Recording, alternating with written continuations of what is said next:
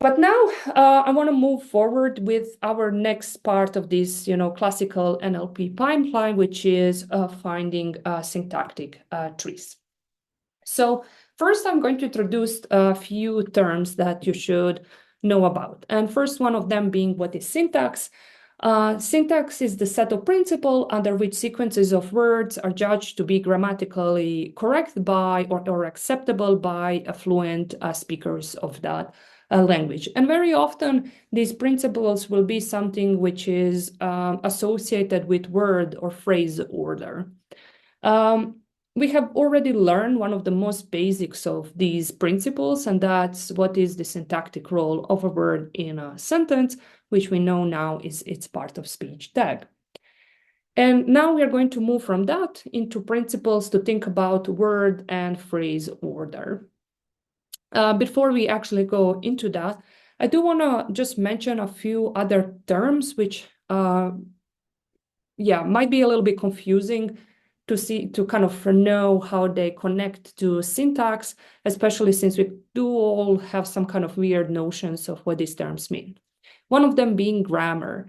And grammar is informally a broader term that kind of is covering implicit rules by which speakers intuitively judge which strings are well formed and what they mean, including syntax, which, as I mentioned, will tell us about word and phrase order, how we can, put them in order to have sentences that are grammatical, but also includes way more, such as morphology. We have talked about when first time we talked about morphology was when we talked about subword tokenization, and we said, okay, there are these different forms of a same word, which relates to morphology. But then there is phonetics, which deals with sounds, semantics, which deals with meaning. We'll have learned a lot about lexical meaning, that is meaning of words. And sometimes pragmatics is how we use language, which also tells us something about the meaning of language as well. This is not to be confused, and now which is very confusing, with grammar formalism, which is a whole other thing. Grammar formalism is a set of mathematical rules or algorithms that can be used to generate the syntactic structures of a language. So grammar and grammar formalism, two different things. Don't let that confuse you. And now syntactic parsing is the task of assigning a syntactic structure to a sequence of text. And what is important to know is that linguists do not agree about theories of language, right? That's maybe something I mentioned in the first lecture in this course way back in August. So you will have different theories of grammar, and different theories of grammar will propose different formalism to describe the syntactic structure of a sentence. And we are going to talk this week about two of those. One is going to be constituency grammars, and the other one will be dependency grammars.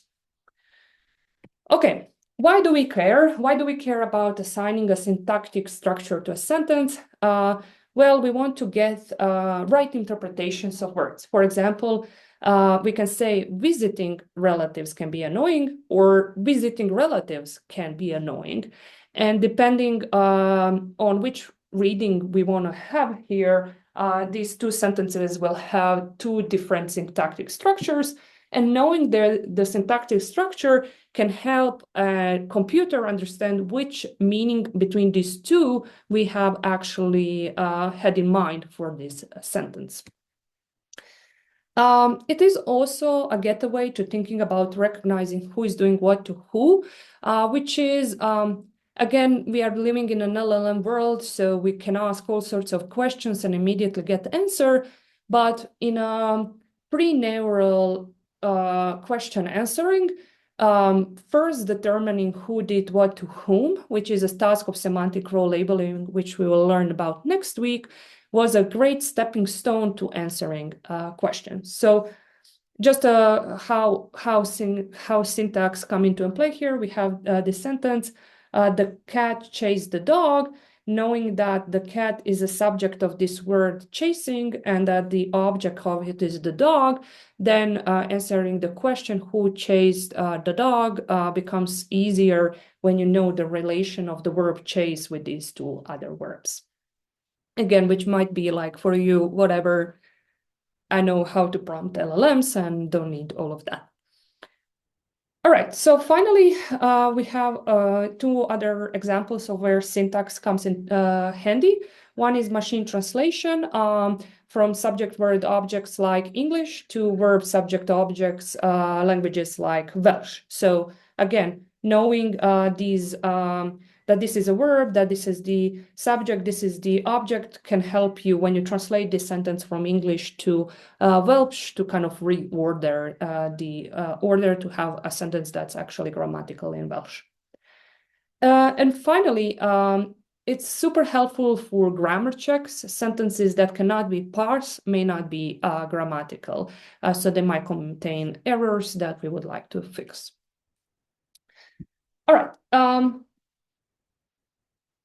Yeah, I guess the final point here I had is that it's you might want to, even today, chunk text into phrases, and this is where this syntactic parsing also can come into play.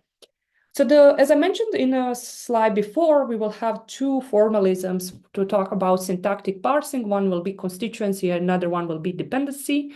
And so today we are going to start with constituency parsing.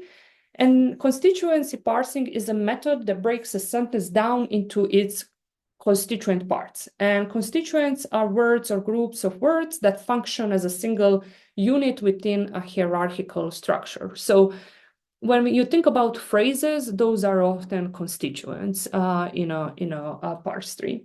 So for example, here we have a sentence, and then we have noun phrase, which is here just composed out of the pronoun she.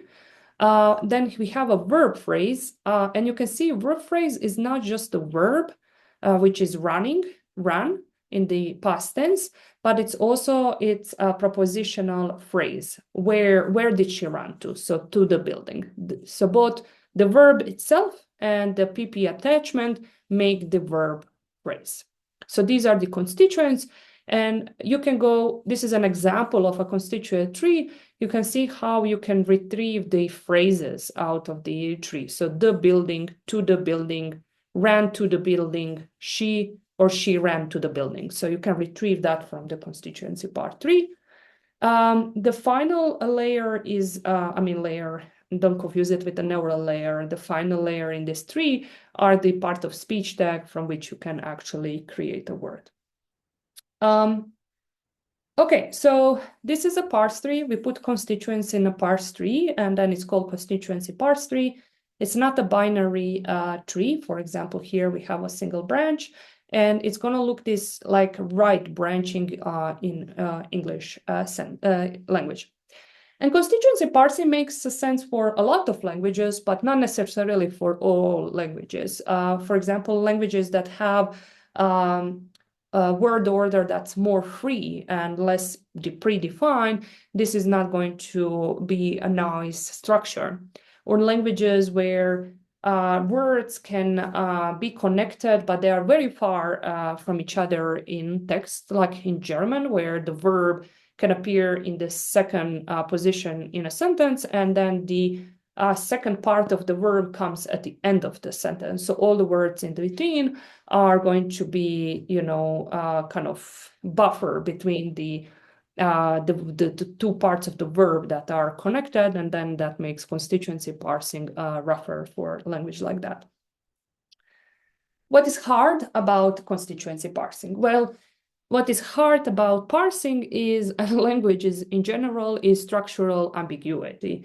When we say structural ambiguity, we mean that the situations where the grammar can assign more than one parse to a sentence. So, for example, here is an example of PP attachment ambiguity. So, just to be sure you're still with me, can you tell me two different readings of this sentence?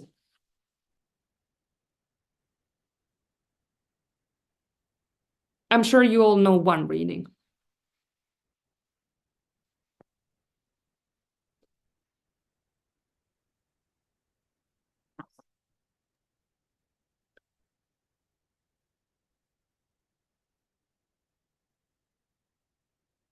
Okay, what is the most standard reading of this sentence? Can you read it and tell me, rephrase it? Come on, we didn't lose our English comprehension abilities. It's that the children used a spoon to eat the cake. Yeah, so the children ate the cake with a spoon. Exactly. The most standard reading would be that they used the spoon to eat the cake. What would be another possible reading, although it's unlikely, but it is possible under the grammar? The cake somehow has a spoon, and the kids are eating the cake and its spoon. Exactly, and Elham wrote that in chat too. So there are these two different readings. So in a more standard reading, 8 is going to be connected only with the cake. However, another possibility is that they somehow ate and then the whole thing, the cake with the spoon, And this is called, you'll see, I try to visualize it here, that the only difference in this constituency parse tree is that we have bracket over here, meaning that, yeah, it would be nicer if I had visual the parse tree, but maybe I can go to the previous example here. You see the PP attachment is attached to the verb phrase, and then whatever is the action, the actual verb, the PP attachment is attached to it. So when we have this example, PP attachment should be with the spoon, so not like here where sorry, I'm trying to kind of describe the parse tree, which obviously I'm having a hard time doing, but basically here in the parse tree would have a verb phrase which consists of the verb, noun phrase, and then there will be a propositional attachment as a separate branch. Okay, so this is the one example of structural ambiguity. Let's see what's up with this one. So here we have modifier. What is modifier? What is hope? So we could have that there is a plastic cup holder, or we can have a plastic cup holder. And the second reading is a little bit more improbable because we usually don't have holders for a specific type of, cup. It's just whether their size matters, and that's it.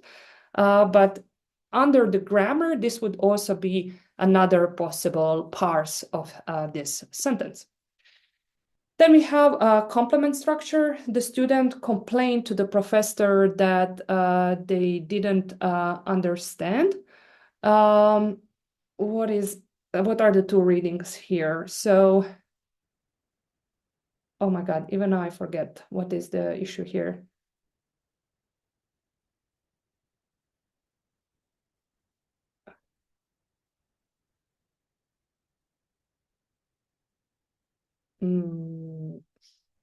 I forget. Can you help me out? What are the two possible readings here?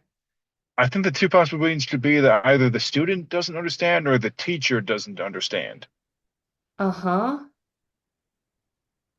Can I you think read it in two different ways to help me out to get that point, Debran? I can't exactly see the like too well. I think that's the first one would be the student complained that the teacher didn't understand, and then the second part is that the student complained that he didn't understand, as I in the see. student. Okay, so okay, but that's assuming that the they can then refer to either professor or the students, right? Yes, it's also maybe unlikely that a professor would not understand his own subject matter, but that's things can happen. Yeah. Okay, so these are the two possible reading of this sentence, and this would be something we would call the complement structure ambiguity. And then the final one is the coordination, the scope of coordination. Here we have saw the man with a telescope and a hat. So seeing that person wearing both telescope and a hat. And the other reading is that this person saw a person with the telescope and the heads separately. So these are two possible readings of this sentence. Coordination refers to end, so that's coordination, and then you can, it can introduce ambiguity in a sentence. So all these examples are to show you that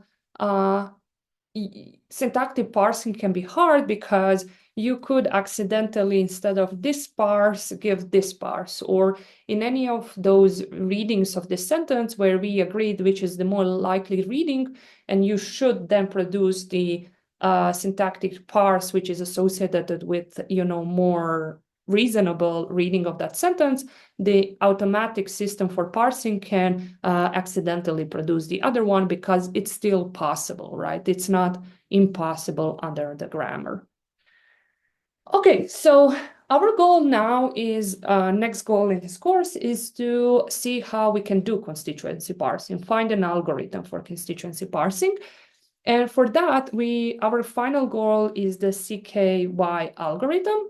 But for that, we are going to first need to introduce context-free grammar and then extend them to probabilistic context-free grammar. And then what we're using probabilistic context-free grammars, which are abbreviated with PCFGs, we are going to be able to learn about CKY algorithm. Okay, so let's start with the context-free grammars. Again, I remember when I said that grammar formalism is going to be a set of mathematical principles. So no surprising here, I'm giving you a notation that looks somewhat mathy. So definition of context-free grammars, or CFGs, common abbreviation, are tuples n sigma rs consisting of a finite set of non-terminals n. Non-terminals are the symbols like S and P, VP, PP, and then part of speech tags. So these are our non-terminals. We will have also finite alphabet or lexicon sigma for terminal symbols, meaning what comes at the end of our constituency parse 3, and these are going to be actual words. We are going to have a set of productions or rules R, and each rule will be written in the form A, arrow, beta, where A is going to be one of these non-terminals, so sentence, noun phrase, verb phrase, or part of speech, and beta is going to be sequence of symbols in the union of our words, so sigma, and our non-terminals. So it can be either a sequence of terminals or sequence of both terminals and non-terminals. This is an example of a rule. So here on the left side, we have MP, and then it goes into a proper noun, which is a part of speech tag, so a single non-terminal. Okay, and we are going to have a designated start, which is going to be S for sentence. So this is the definition of the context-free grammar. It's just we need these three components. Similarly, how when we talked about hidden Markov model, we just introduced the sequence of components. Okay, so try to remember that we are writing rules like this. That's going to be handy. So here is an toy example of a context-free grammar. You can have terminals S, NP, VP, determiner, noun, and verb. You can have terminals, meaning your lexicon of words, to be the, a, cat, dog, sleeps, eats. You can have production rules that you can form a sentence from noun phrase and verb phrase. Noun phrase can be formed from a determiner with the noun. Verb phrase can be formed with the verb and noun phrase. Or this symbol here means or. Verb phrase can be produced from a verb alone. Determiner, the word the can be produced from a determiner or a. The word the or word a can be produced from the determiner, cat from noun, dog or dog also from noun, and so on. And we have start symbol to be S. And then with these, this is an example of a context-free grammar. So if someone gives you this is a defined context-free grammar. It's just very simple in this toy example, you can imagine you can produce very limited sentences with this context-free grammar. But we can produce sentences like the cat sleeps. For example, to produce the cat sleep, we can start with a sentence, then replace sentence with a noun phrase and verbs phrase using this rule. And then we can replace a noun phrase with a determiner and a noun using this rule. Then the determiner can be replaced with the word the. The noun can be replaced with the cat, and verb phrase can be replaced with the verb, and verb itself can be replaced with the word sleeps. And in this way, by deploying all these rules in this grammar, you would produce a sentence, the cat sleeps. All right. Yeah, this just says that there are binary rules and then unary rules. I don't know whether that's really useful.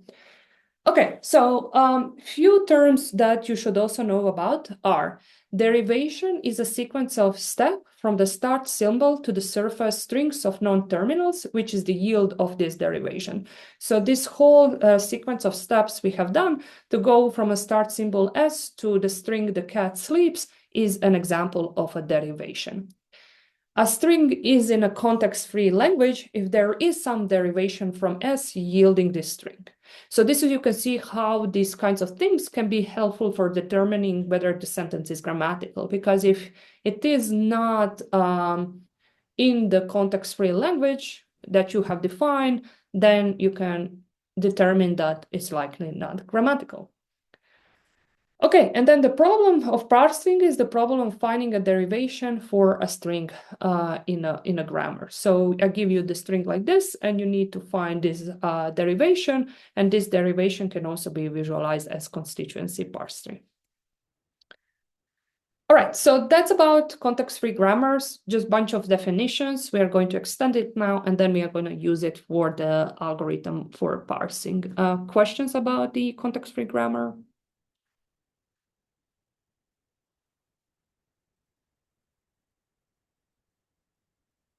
Very well. Let's move forward then. So, as you can imagine, extending probabilistic context-free grammar is going to be very, very simple. So, the only thing basically that changes is that we are going to assign some probabilities to the rules in our CFG. So you imagine these are the rules. Now you can assign some probability to these rules, and we will just need to be careful about one thing. And I want you to remember informally why we want the notion of probability.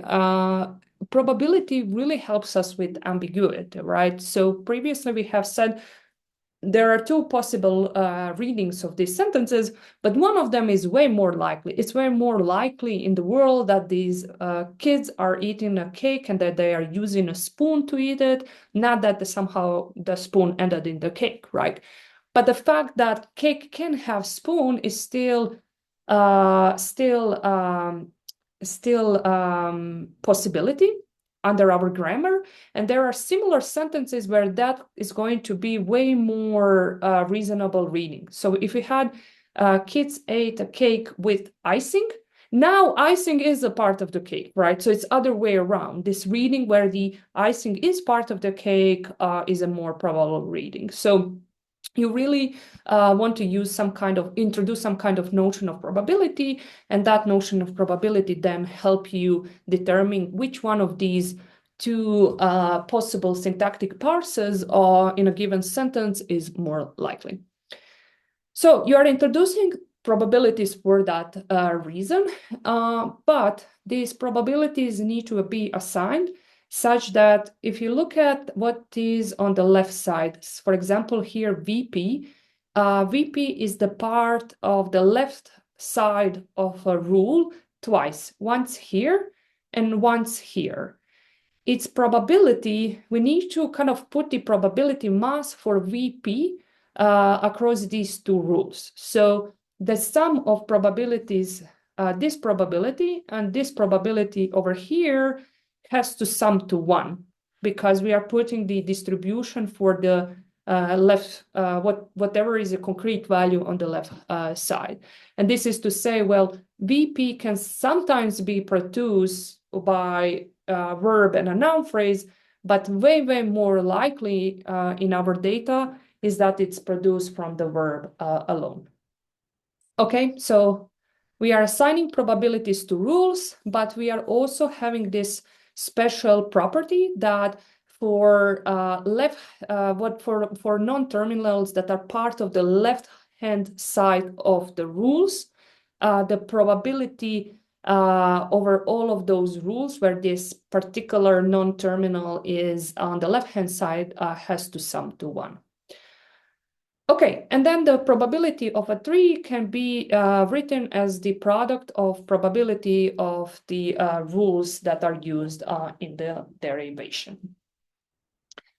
So that's it in terms of probabilistic context-free grammars. We take our context-free grammars, we assign some probabilities to the rules. We watch out that the probabilities we have assigned to the rules where there is a certain non-terminal on the left-hand side sum to 1 for that particular non-terminal. And then the probability of the tree can be finally found through these products of the probabilities of the rules. And this part is going to become clearer when we see how these things are used in the CKY algorithm. Okay. Now, as always, how do we estimate probabilities? By now, I think you will all say, well, we just use some data and then we estimate this by counting from the data, and you would be absolutely right. This would make a supervised approach for syntactic constituency parsing. Okay, so these kinds of corpora where we have annotated with syntactic structures are actually going to be called tree banks. Not surprisingly, because we are producing these syntactic trees, right? And you have heard me that I keep mentioning Pentree Bank. Well, Pentree Bank project is including tree banks with in English, Arabic, and Chinese. That includes this constituency parse tree labeled by experts in syntax. Okay, as we did with the hidden Markov model, the probabilities that maximize the likelihood of these streaks can be estimated by counting and normalizing. What that means is that for each non-terminal, we are going to be checking how many times it appears, in this combination. So how many times our sentence is composed from a noun phrase and verb phrase, and how many times it is produced only by a verb phrase, divided by the number of times we have a non-terminal on the left side. In this example where we have S on the left side, that's equals to the number of instances in our tree bank, and you are just going to use that number to normalize these values. And in this way, you are going to get the rules for the probabilities for the rules for a particular non-terminal being on the left side. So again, just counting and normalizing, nothing special. And sometimes we're also going to use smoothing if we deem that we have too many zero probabilities. All right, so now with all of that, we have defined context-free grammar. We have assigned probabilities to the rules, and these probabilities come from the labeled data that's labeled with syntactic structure, which from now on we called tree banks. And this brings us to the CKY algorithm. Okay, before I go into it, any questions? All right, this is going to be another example of dynamic programming, which again then means that we are going to turn our brain to maximum and try to get this. Again, there is an example of this algorithm too in the PDF I shared. I highly recommend, while this is still fresh in your mind, to just see one example of how we can use CKY, but I'm going to actually work out an example with you today. It is a bottom-up parser, which means that it starts by recognizing the smallest components, like individual words, and gradually builds the larger structure. So if you remember the constituency parse tree I had previous slides ago, you're kind of starting from words and checking which words can you combine together and which phrases can you combine together until you get the full sentence. It is going to have recursive components to parse efficiently. The idea here is that once a substring is analyzed, and you know which are possible derivation for that substring, you know which kind of non-terminals you can combine to produce that string, then you can reuse these results whenever you see that substring in another sentence, right? Like you don't need to recompute all of that.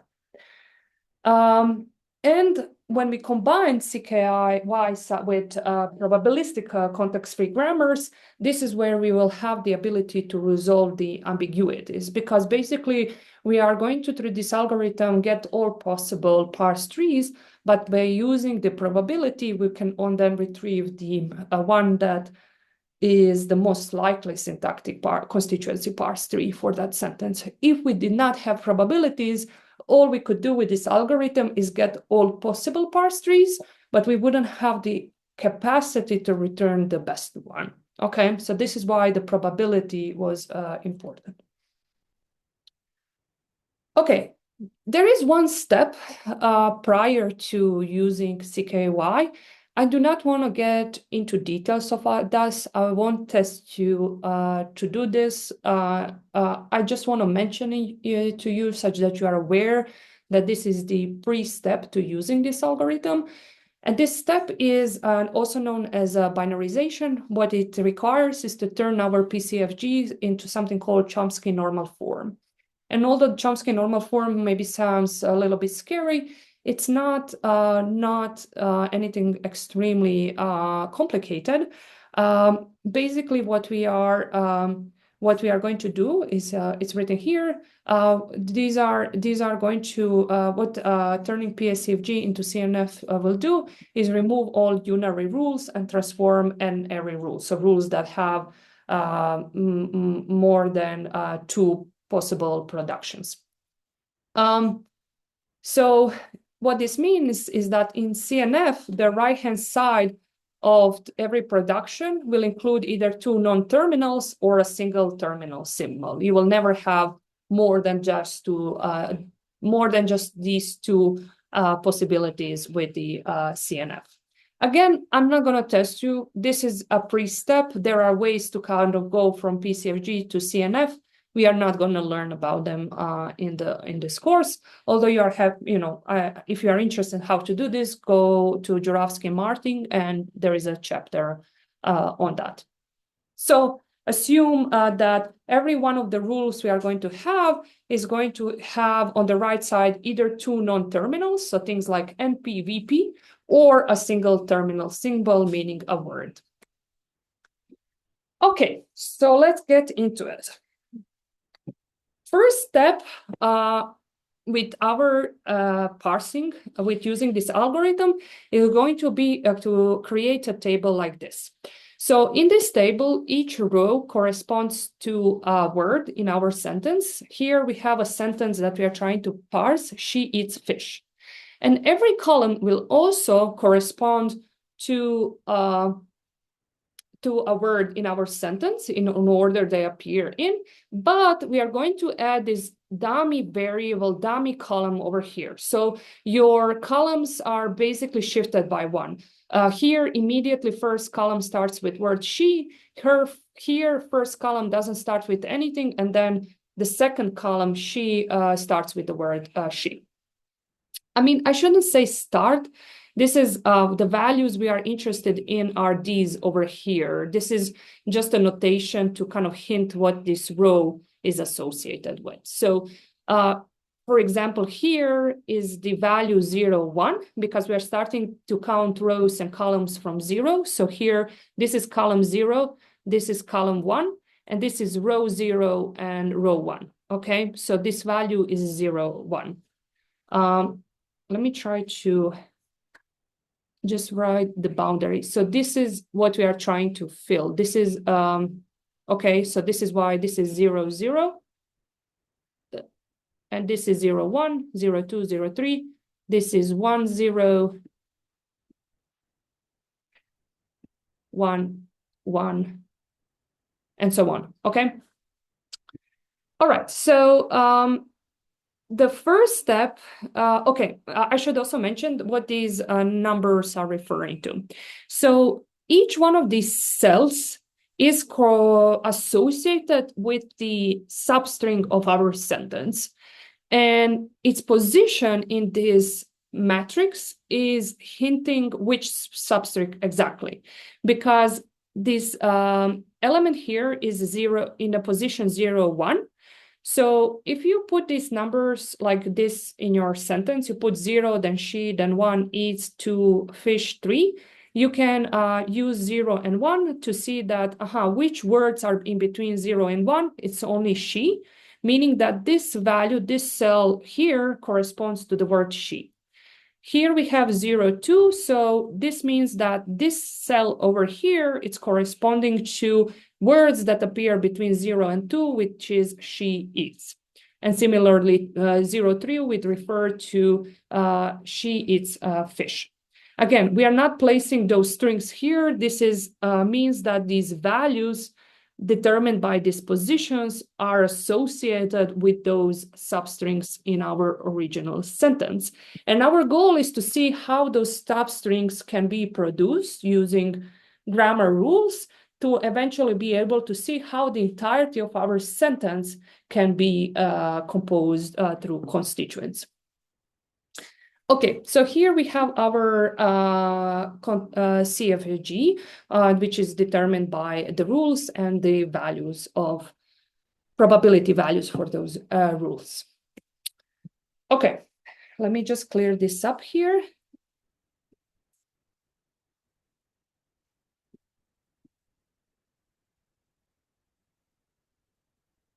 Okay, so the first step for us is going to be to fill in the values on the diagonal. This means that we need to see remember that the values on this subdiagonal are referring to single words. So if that was unclear, here we have 0, 1, she, 1, 2, eats, 2, 3, fish. So these values on this subdiagonal are associated with the words. So what we need to do is check which non-terminals can produce those words. So for fish, not fish, sorry, for she, we see that noun phrase can produce she, so we put NP here together with the probability value. We need to record the probability because we are going to use the probability to later find the probability of the entire tree. Then eats can be produced by a verb with probability 1 and fish with NP with probability 0.5. Now, there is a lot of words here. I'm going to illustrate what these words are saying. For every single position which is unfilled, so meaning above this diagonal, we are going to do the following. And because this is bottom-up parser, we are going to fill the position column by column from left to right, from bottom to up. So here we are not filling this up. This one is filled, okay. Here, we need to fill this one because it's the next column from left to right. Going from bottom up, we see that this position is unfilled. Okay, so here we are at the position 2, 0. And what this bunch of text is telling us is to find a split point K, all possible split point K. So here, the only K that fits between 0 and 2 is K equals 1. So the next thing this whole algorithm is saying is to find the value ik, which is our I is 0, our K is 1, is going to be 0, 1. And it says find the rule with non-terminals NP and V on the right-hand side. Oh, I should also say, ignore what I just said because I didn't tell you why NP and V. You just know that it needs to be NP. You should also check the cell KJ. So for us, KJ is 1, 2, and there is a value V. So algorithm says, first find this value, record what's in here, then find this other cell, record which value is there, and then try to find a rule which has this non-terminal first on the right-hand side, NP, and then this non-terminal. So what we are looking for in our grammar is a rule where on the right-hand side we have NP-V. And if we look at through these rules, we'll see NP, VP, VP, VNP close but wrong order, V, she, fish, eats, and we didn't find any rule which tells us we can produce something by combining NP with V, which means that here we are going to basically leave this empty or put a special empty symbol.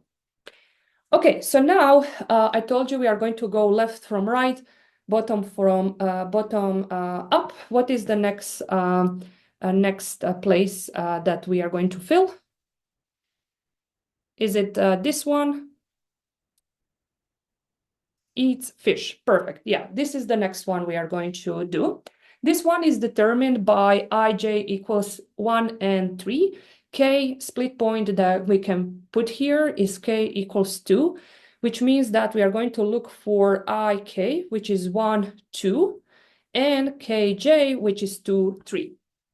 And as we did before, now we are looking for a rule where we are trying to produce something from V and NP. Is there a rule like that? And if so, what is its probability and what are we producing with it?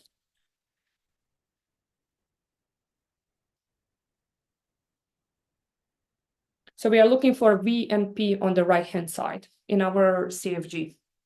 I should say PCFG.